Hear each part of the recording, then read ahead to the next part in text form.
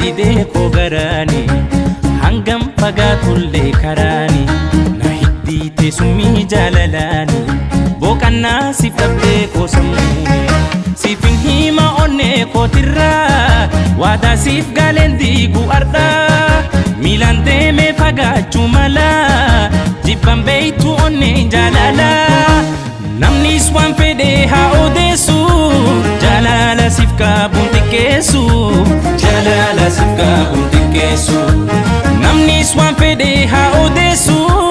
jaalala siif qabuun xiqqeessu jaalala siif qabuun xiqqeessu sumaaf na daawwatti onneeni yaa habiibti narraan fagaatini fagaatini hoggayyuu ani siifin aada kennaa rabbi koo anaaf qooda anaaf qooda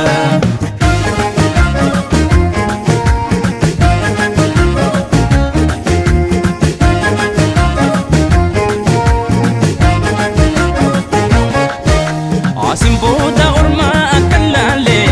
jaalala kee homtuu si madaalee hangan jiru lubbuun addunyaarra siifan kenna yeroo kan komaara ansif seene kana waada jaalala nan jiraachuu barbaada ansif seene kana waada jaalala nan jiraachuu barbaada hin fagaannu anaaf si gargari jaalalaan jiraanna argaa bori waadaa keen balleessu ani baari wajjin jiraannan baanu gargari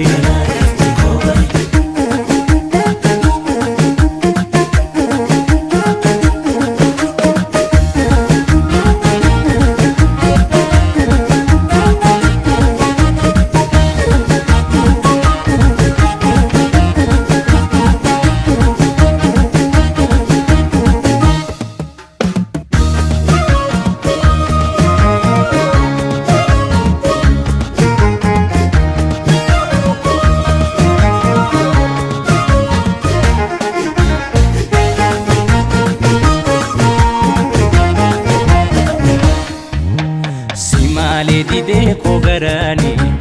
hangam fagaatullee karaani na hiddiite summii jaalalaani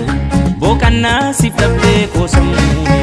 siifin hima onnee kootirraa waadaa siif galeen diigu ardhaa miilaan deemee fagaachuu malaa jibban beeytu onneen jaalalaa namnis waan fedhee haa odeessu jaalala siif qabuun xiqqeessu jaalala siif qabuun xiqqeessu namnis waan fedhee haa odeessu jaalala siif qabuun xiqqeessu jaalala siif qabuun xiqqeessu sumaaf na daawwatti onneeni yaa habiibti narraan fagaatini fagaatini hoggayyuu ani siifin aada kennaa rabbi koo anaaf qooda anaaf qooda